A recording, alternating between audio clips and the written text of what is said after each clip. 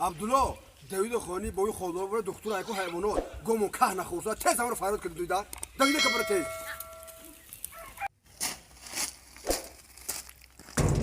Aqui rolar boy. Lopay, بیا Aqui şerali ra goş kasar şa biyo bega. شیرالی را گوش کسال شده؟ بیا، مایل تز بیا. مایل خواهد تو برای حوز ماهی دومد من ها مایل خواه با حالی داد نه مای داد چای داو ما بگیرم میام نسی باش مایل اد نکب این مردم ها همین روز نداد بداد دمی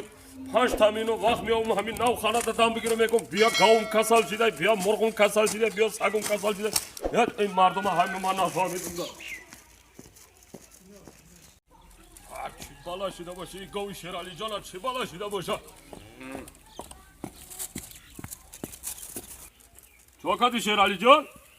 بیا بو سلام علیکم سلام علیکم همین چی یک- بالا زده گاوی تو را یک هفته شده با خدا بای که نخورده سای که نخورده ماشه سه نخورده سای که ایتا خراب شده رفته یک گاوی و حالی ابینه که خانه چی بالا زده باشه این گاوی کیا بیشه انا شیرالی جان این گاوی تو کمتر حسابی عمرش سردیشه شدگی های پرشدگی های انا اینا چشماش دا اچکی ساوز مونده در کرای آچکی ساوس آه. برای چی آچکی ساوس آخه اچکی ساوز میمونی که خیالی علاف کده با میخوره آخه